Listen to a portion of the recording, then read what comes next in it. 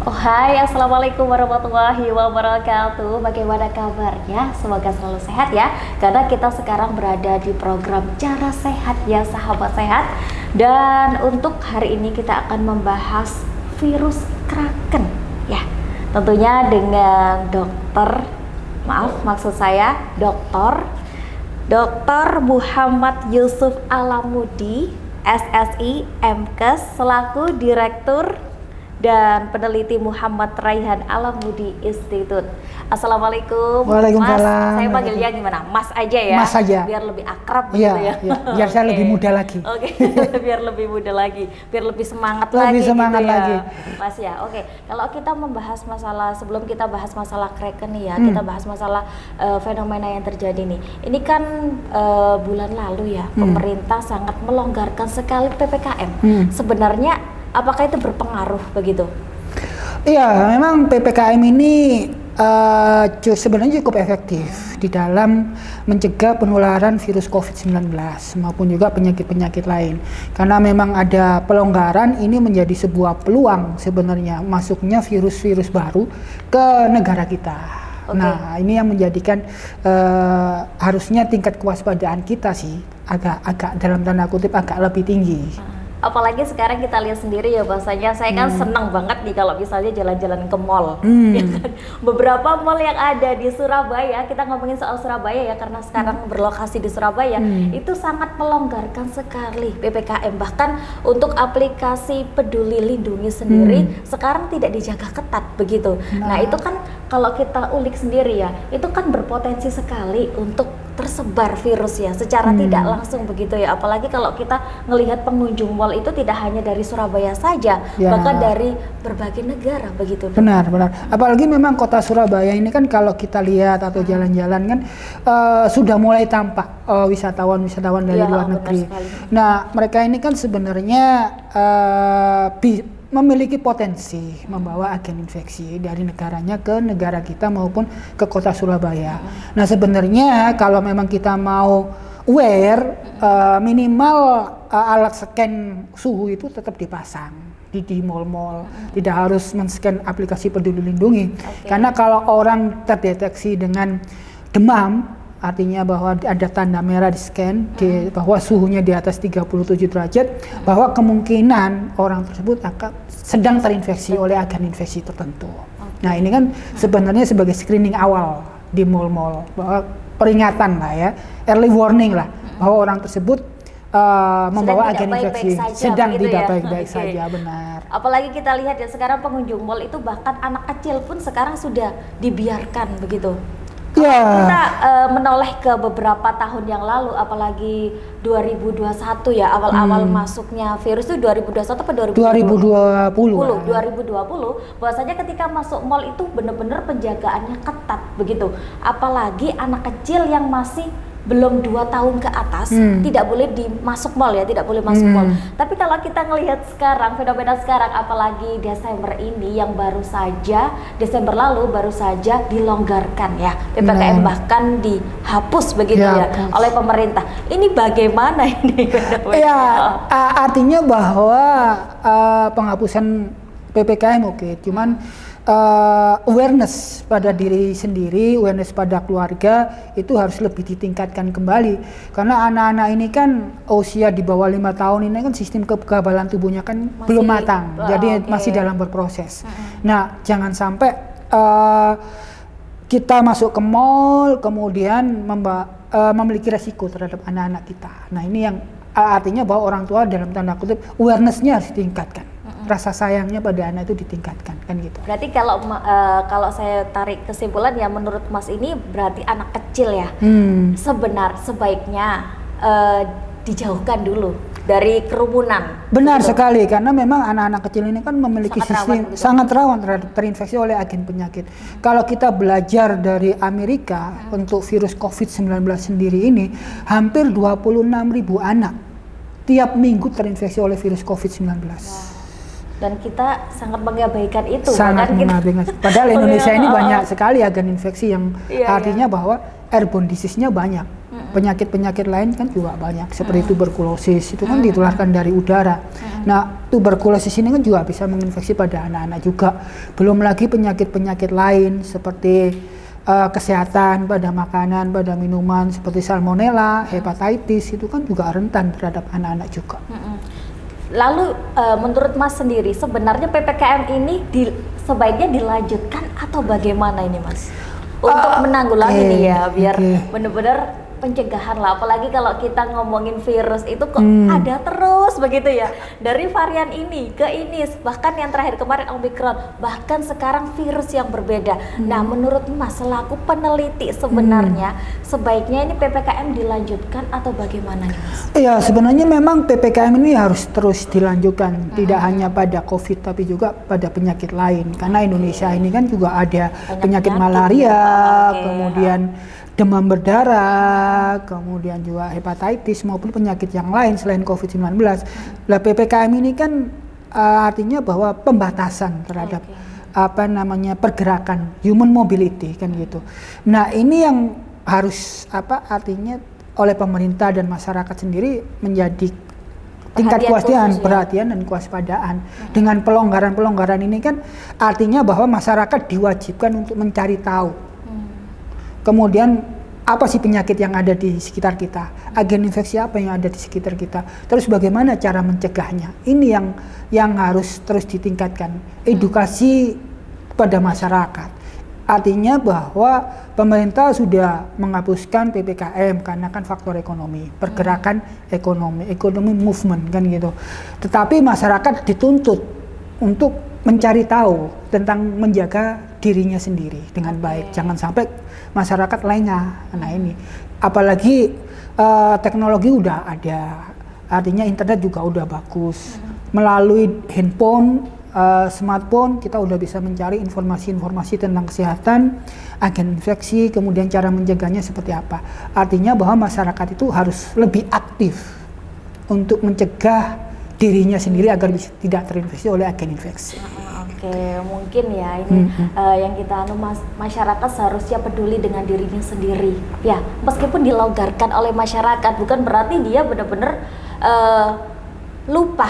Ya, bahasanya masker itu penting, apalagi ketika berada di kerumunan begitu ya. Iya, karena kita nggak pernah tahu orang-orang itu membawa agen infeksi apa pada dirinya. Kemudian kita berinteraksi, kemudian kita saling bertransaksi, berinteraksi juga. Nah, kan kita tidak punya data seseorang memiliki agen infeksi apa. Seperti Mbak Ica, saya kan nggak tahu apakah Mbak Ica ini memiliki histori mengidap penyakit apa aja. Tetapi saya kan berinteraksi dengan Mbak Ica. Nah, kemungkinan ini kan artinya harus bisa dicegah, artinya bisa menjadi awareness, artinya kesadaran bahwa kita harus bisa menjaga diri kita dengan baik. Gitu. Jadi kesimpulannya ya, meskipun pemerintah sangat pelonggarkan PPKM, tapi bukan berarti masyarakat sangat tidak peduli dengan kesehatan kita sendiri, karena sehat itu pilihan. Oke, nanti kita akan bahas lebih dalam lagi tentunya setelah jeda pariwara berikut ini, dan tetaplah bersama kami.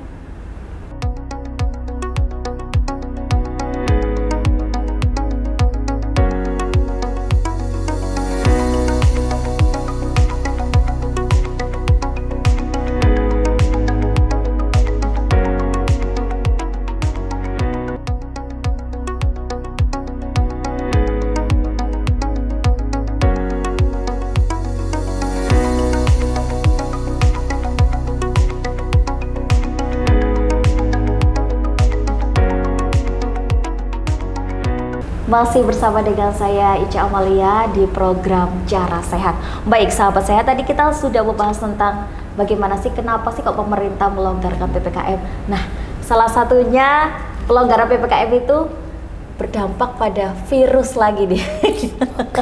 Virus varian baru lagi nih ya, yang sangat berbahaya kalau kita telisik lagi. Nah, sebelum kita bahas Kraken nih ya, enaknya kita minum dulu biar menanggulangi, biar tidak terjadi COVID-19 dengan minum jahe merah. Monggo Mas.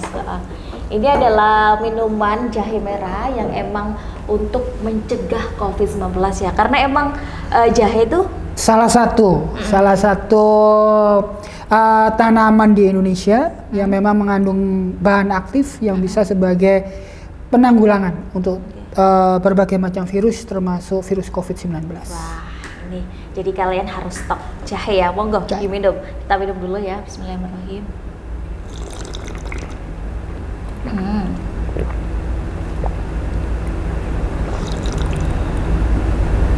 Rasanya enak sekali ya, apalagi diadem banget ya di perut ya. Siap.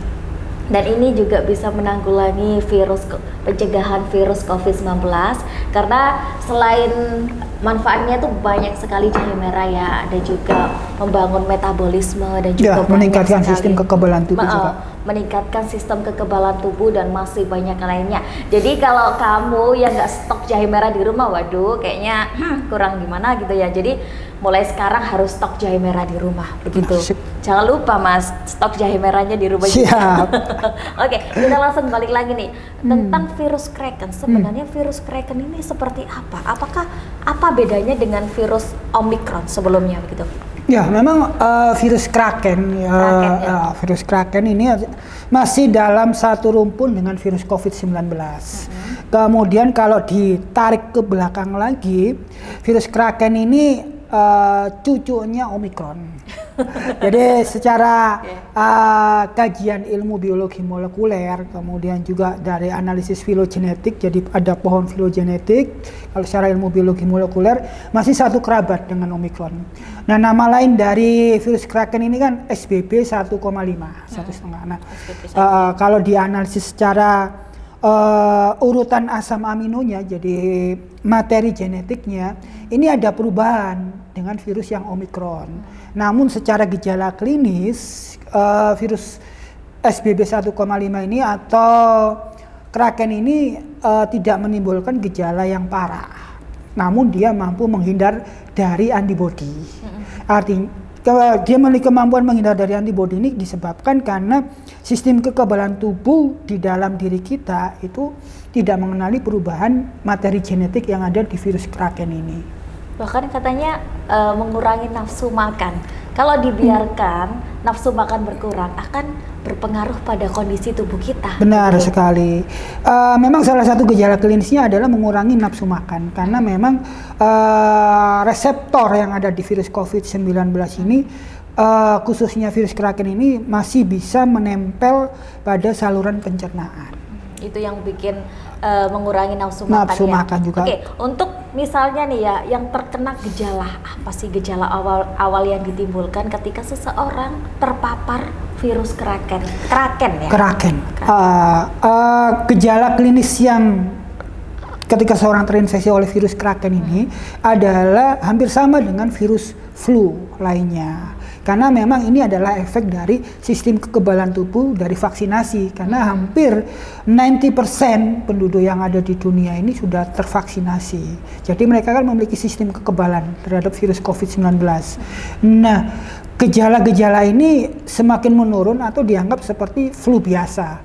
Nah, di Jepang mereka sudah mendowngrade virus COVID-19 ini. Jadi mereka menyamakan dengan virus flu yang selama ini bersirkulasi di negaranya.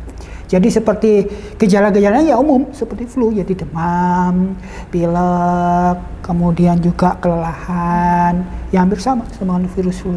Berarti kalau misalnya dibandingkan Omicron sama Kraken, yang paling berbahaya apa nih? Sebenarnya virus sebelumnya, Omicron dan Delta itu lebih parah dibandingkan dengan virus Kraken. Karena virus Omicron dan Delta sistem kekebalan tubuh yang dibentuk di dalam komunitas itu tidak sebesar seperti sekarang ini di masanya virus Kraken ini. Apa mungkin karena banyaknya vaksinasi ya yang membuat kita kekebalan tubuhnya? Ya, memang efek vaksinasi ini memberikan sistem kekebalan tubuh pada diri dan juga komunitas. Tapi jangan lupa bahwa virus ini merupakan virus baru.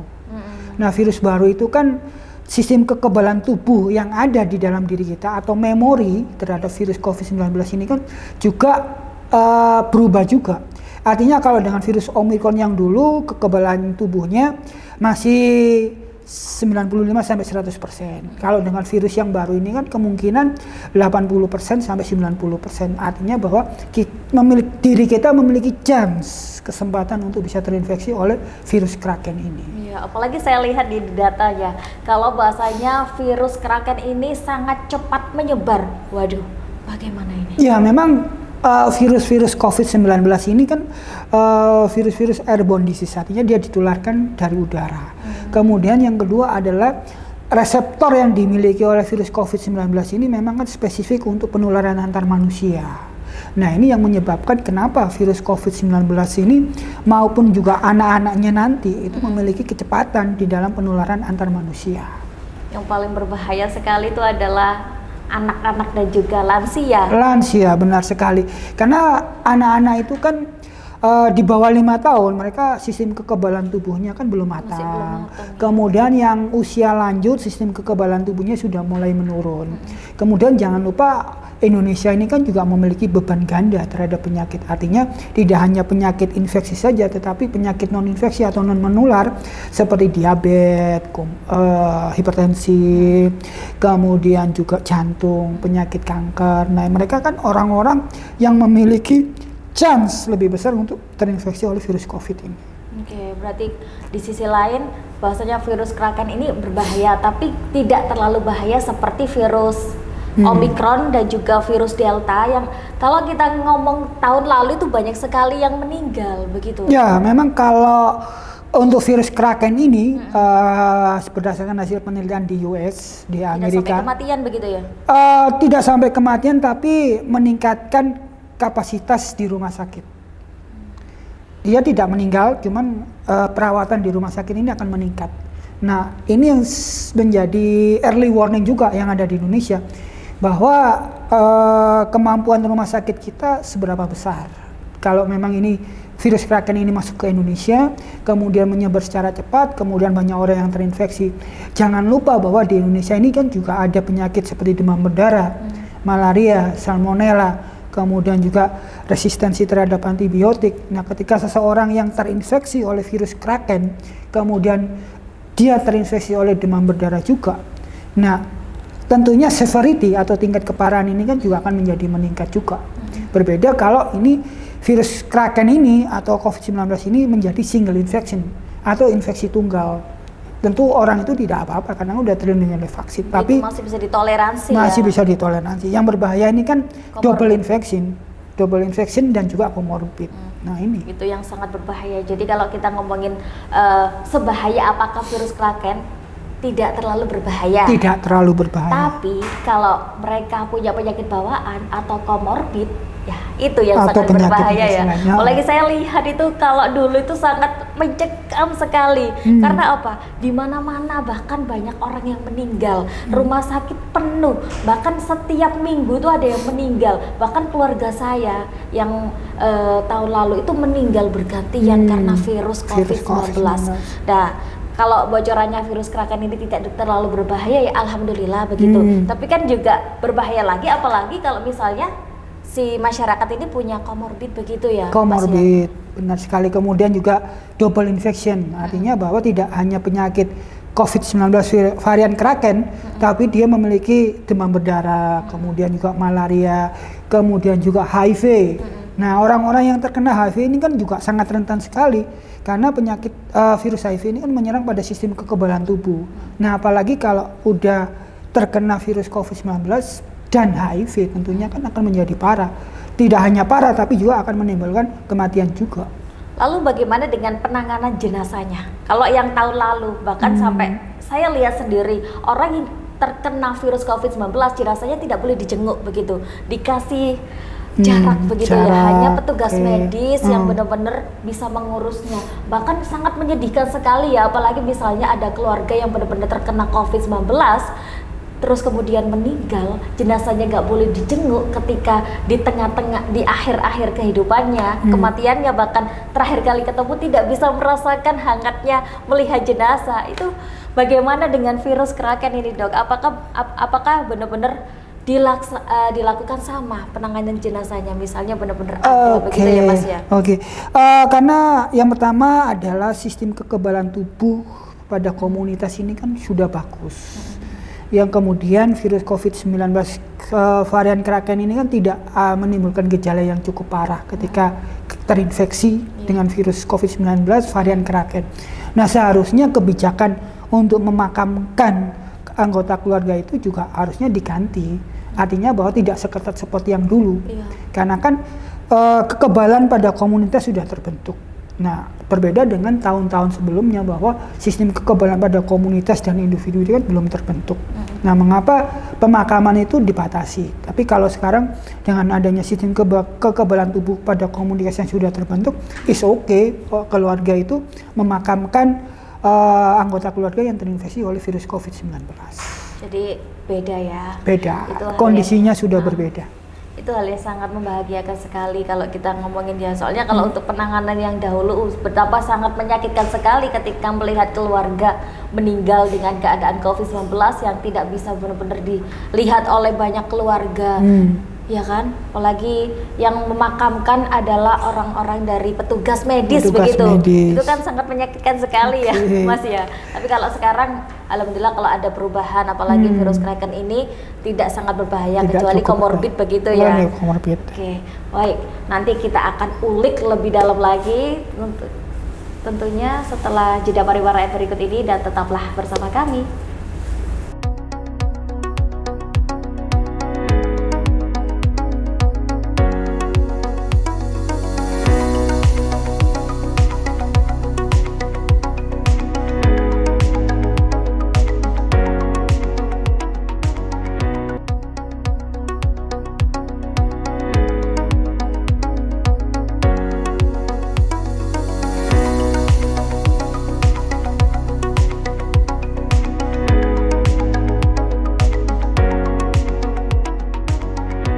Baik, masih bersama dengan saya di program Cara Sehat. Ya, sahabat sehat.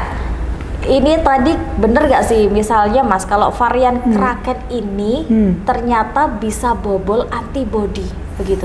Ya. Bagaimana konsepnya? Nah, secara keilmuan, secara biologi molekuler, virus Kraken ini kan materi genetiknya sudah memiliki perubahan. Meskipun perubahan ini tidak terlalu besar, tetapi materi genetik ini ketika dia masuk ke dalam tubuh melalui reseptor yang ada, sistem kekebalan tubuh di dalam diri kita, memorinya belum tentu bisa mengenali secara 100% terhadap virus Kraken COVID-19 ini. Nah, ini yang menjadi titik kekhawatiran, atau di dalam tanda kutip kita harus tidak lengah lah ya, tidak lengah dan terus meningkatkan kewaspadaan kita. Kenapa? Kalau dia sudah bisa menghindari antibodi kemudian masuk ke dalam tubuh, berdasarkan hasil penelitian dengan menggunakan otopsi, bahwa virus COVID-19 ini bisa menyebar ke seluruh tubuh. Artinya dia bisa berada di otak, dia bisa berada di jantung, dia bisa berada di paru-paru, bisa di saluran pencernaan, bisa di saluran reproduksi. Jadi bisa ke seluruh tubuh. Itu yang sangat berbahaya sekali ya Mas ya. Kalau misalnya nih ya, kita sudah terlanjur terjangkit virus Kraken, lalu apa penanggulangannya? Ini kayaknya ada di bukunya Mas ya. Oke, siap. Ini bukunya Mas terbitan tahun? Tahun 2022. Tahun 2022. Akhir 2022. Akhir 2022 ya. Ini adalah tumbuhan penangkal COVID-19, termasuk jahe ya? Termasuk jahe juga, karena banyak bahan aktif. Ini termasuk jahe juga kan? Termasuk jahe juga. Monggo diminum dulu, biar benar-benar ditangkal ya. Benar-benar ditangkal. Karena memang jahe itu salah satu tumbuhan untuk penangkal COVID-19, apalagi virus yang terakhir ini ya. Semoga terakhir. I hope so. Semoga yang terakhir. Benar ya? Kita belum tahu, karena memang kita harus terus mengamati. Karena saya selalu menyarankan baik pada pemerintah maupun masyarakat, kalau individu, screening itu penting. Screening itu penting. Artinya bahwa swab itu penting secara rutin. Artinya bahwa ketika kita sudah mengalami demam atau gejala-gejala terhadap sebuah agen infeksi, lakukan swab. Itu kenapa? Karena dengan adanya ketika swab kita positif, itu kita bisa melakukan penanganan secara dini. Jadi tidak sampai timbul keparahan dan juga timbul kematian. Ya, kita cegah dulu dengan jahe merah ya, apalagi dari jahe merah amanah yang benar-benar amanah untuk mencegah COVID-19. Semoga amin. Amin. Bismillahirrahmanirrahim.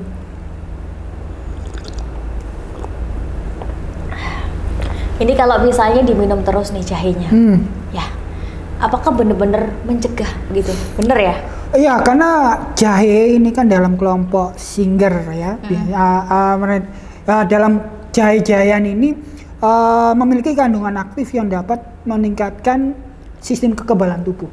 Nah, ini sebenarnya bisa dikonsumsi tiap hari. Artinya dengan catatan bahwa lambung jangan sampai kosong. Itu.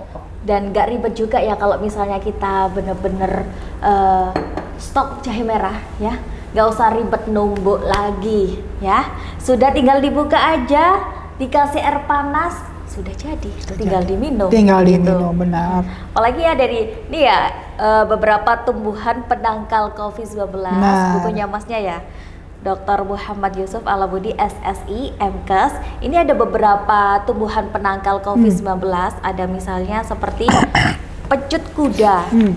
Wow, banyak sekali ternyata ya. Ya, Indonesia ini merupakan salah satu mega biodiversitas terhadap tumbuhan-tumbuhan. Nah, herbal, tanaman-tanaman herbal ini kan sudah digunakan sejak ratusan tahun atau ribuan tahun yang lalu oleh nenek moyang kita. Nah, kenapa ini tidak digunakan untuk menangkal COVID-19? Nah, ini sudah saya rangkum dari berbagai macam kajian studi literatur, jadi berbagai macam artikel ilmiah. Nah, ini adalah beberapa tumbuhan yang bisa digunakan untuk menangkal COVID-19. Ada banyak sekali ya, ada pecut kuda, ada sirih, ada brojolintang. Aduh, aku kok kurang tahu brojolintang ini. Terus ada jarang ungu, ada putri malu. Aduh, banyak sekali. Banyak ya, sekali ya, memang. kalau kita ngomongin ya. Dan itu juga masih ada di sekitar kita, jadi itu bisa digunakan. Jadi nggak usah susah-susah ya, karena kita boleh langsung, misalnya kalau nggak mau ribet, boleh langsung beli jahe merah atau mungkin menggunakan berbagai tumbuhan yang ada di buku ini. Nah, kalau untuk pembeliannya sendiri nih Mas, apakah ini sudah diperjualbebaskan atau bagaimana nih Mas bukunya? Akan diperjualbebaskan. Kalau memang masyarakat membutuhkan, nanti bisa menghubungi adminnya Muhammad Rehan Alamudi Institute, penerbitnya, nanti bisa pesan, nanti kita buatkan sekaligus kita kirim juga. Oke, nah kalau kita ngomongin soal kraken lagi ya, sejauh mana sih Mas kraken itu sudah menyebar? Kalau kita ngomongin kraken belum ada ya di daftar bahasanya Kemenkes kalau menyebutkan kraken sudah menyebar di Indonesia. Hanya saja dikhawatirkan. Dikhawatirkan. Tapi sebenarnya sudah menyebar nggak di Indonesia begitu?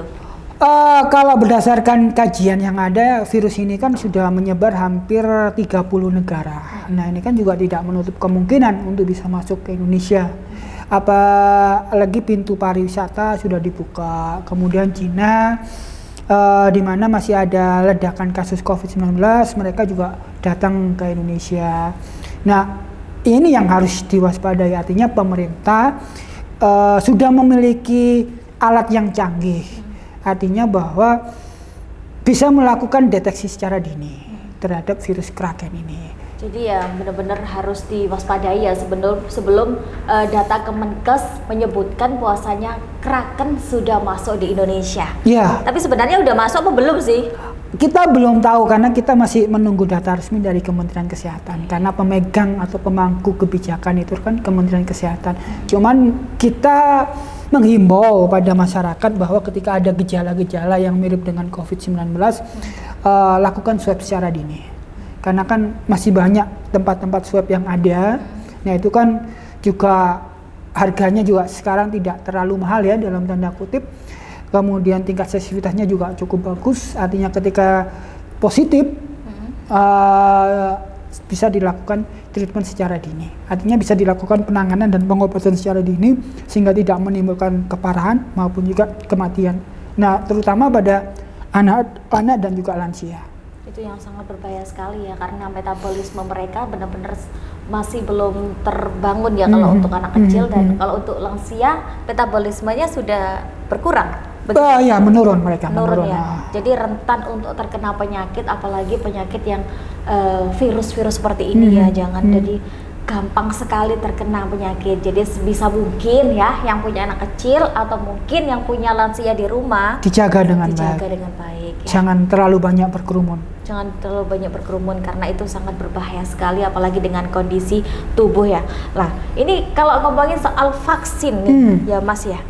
Apakah ada vaksin khusus untuk virus kraken ini?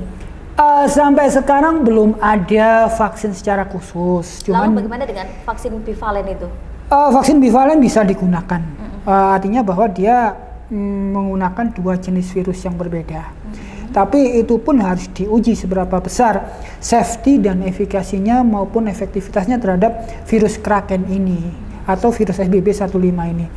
Kenapa harus diuji? Bagaimana imunogenisitasnya, daya sistem kekebalan tubuh yang ditimbulkan terhadap vaksin ketika dia diuji tantang dengan virus kraken ini. Seberapa besar efektivitasnya? Apakah 70%, apakah dia bisa sampai 90%, ataukah di bawah 50%. Kemudian yang kedua adalah virus yang dikeluarkan ketika setelah divaksin. Nah, apakah virus ini berubah atau tidak? Ini kan kalau virus itu berubah, sejauh mana tingkat perubahannya? Apakah dia menjadi lebih ganas ataukah tidak lebih ganas? Artinya dia lemah.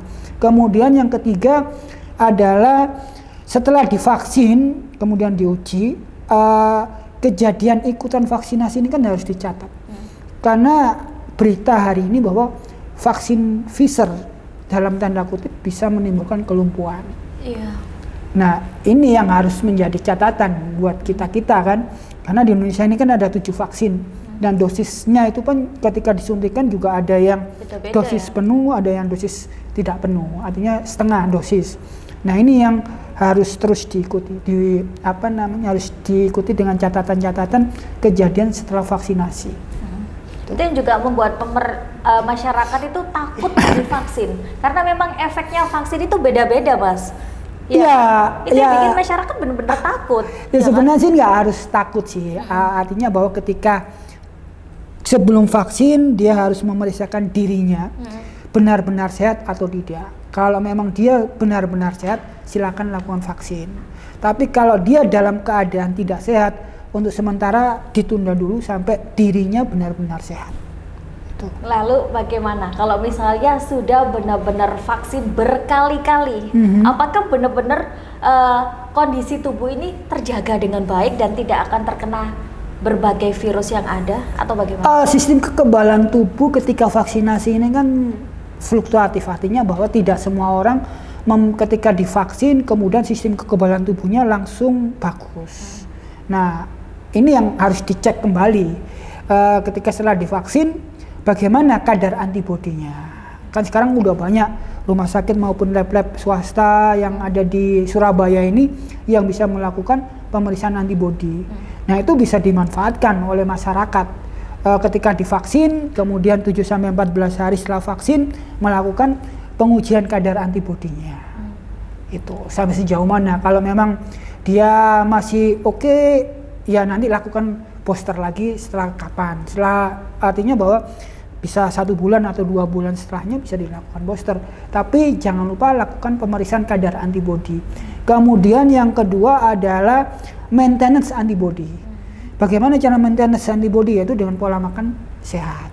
Kemudian yang kedua adalah olahraga secara rutin. Yang ketiga adalah banyak minum air putih, jangan yang manis-manis itu. Yang ketiga, makanan yang berprotein, kemudian juga yang bervitamin. Karena banyak sekali sih sebenarnya makanan-makanan maupun buah-buahan yang bisa dibeli masyarakat dan tidak harus mahal. Itu. Karena menjaga kesehatan itu kan tidak harus mahal. Itu. Dan ini yang pertanyaan yang terakhir, sudah siapkah pemerintah menerima virus ini? Sebenarnya pemerintah sudah cukup bagus di dalam menangani virus COVID-19 ya. Kemudian juga di rumah sakit juga sudah dilengkapi dengan alat-alat seperti whole genome sequencing. Jadi untuk pendeteksian varian-varian baru yang masuk ke Indonesia. Artinya bahwa pemerintah sudah cukup siap dengan pengalaman-pengalaman sebelumnya. Cuman yang harus diedukasi pada masyarakat bahwa jangan terlena. Bahwa kita harus menjaga sistem kekebalan tubuh kita, kemudian menjaga diri kita dari berbagai penyebaran agen infeksi yang ada di sekitar kita. Itu jangan sampai kita lengah, kemudian kita euforia ya, dalam tanda kutip euforia, senang dengan PPKM ini dicabut, wah gitu. Tapi ternyata itu membawa bahaya pada diri kita. Dan semuanya memang harus dicegah ya. Harus dicegah. Nah, pencegahan dininya apa nih biar kita benar-benar tidak terpapar oleh varian COVID yang insya Allah terakhir ya? Insya Allah yang terakhir. Oke, yang pertama adalah kalau kita keluar rumah, minimal jangan lupa memakai masker. Meskipun itu masker sudah tidak diwajibkan, tapi diharapkan masyarakat menggunakan masker. Karena bagaimanapun kita nggak pernah tahu kita ini berinteraksi dengan siapa, kemudian membawa agen infeksi apa. Itu yang kedua. Yang pertama. Yang kedua adalah pola makan yang sehat. Pola makan yang sehat itu tidak harus mahal, karena sayur, nasi, kemudian juga protein itu butuh. Kemudian yang ketiga adalah olahraga secara rutin. Olahraga itu harus disesuaikan, jadi tidak harus sekali olahraga langsung olahraga berat, tapi olahraga ringan, tapi itu dilakukan secara rutin. Kemudian yang keempat adalah minum air putih yang banyak, jangan minum yang manis-manis gitu. Yang kelima adalah istirahat yang cukup. Istirahat yang cukup itu minimal 6-7 jam sehari. Nah itu harus tercukupi. Dan yang keenam, jangan lupa mengkonsumsi tumbuhan penangkal COVID-19. Benar sekali, karena benar kalau ya? kita seperti jahe ini kan juga bisa untuk meningkatkan sistem kekebalan tubuh. Kalau itu bisa dilakukan secara rutin, itu ya cukup bagus untuk dilakukan. Yang sekarang kita minum dulu dong, Oke. Mas, biar benar-benar tertangkal. Oke. Bismillahirrahmanirrahim.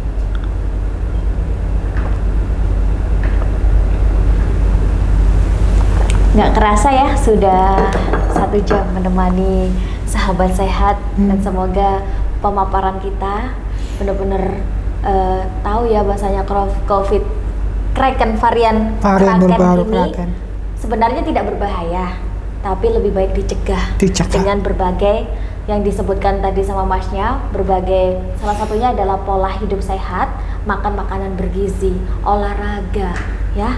Jangan minum yang manis-manis, apalagi minum tumbuhan penangkal COVID-19, salah satunya adalah jahe merah. Kalau biar nggak ribet, langsung aja beli jahe merah Amanah, biar lebih nggak ribet lagi ya kan. Tinggal dibuka bungkusnya, dituang ke gelas, dikasih air panas, diudek, diminum, dan kita sehat ya. Gitu ya Mas ya. Benar sekali. Mas, makasih banyak ya sudah bersedia kesini ke studionya sini, dan semoga berkenan lagi ya. Siap. Amin. Oke, sudah 60 menit kita menemani sahabat sehat. Saya Ica Malia beserta kru yang bertugas pamit undur diri. Terima kasih atas kebersamaan Anda dan sampai jumpa di lain waktu. Wassalamualaikum warahmatullahi wabarakatuh. Waalaikumsalam.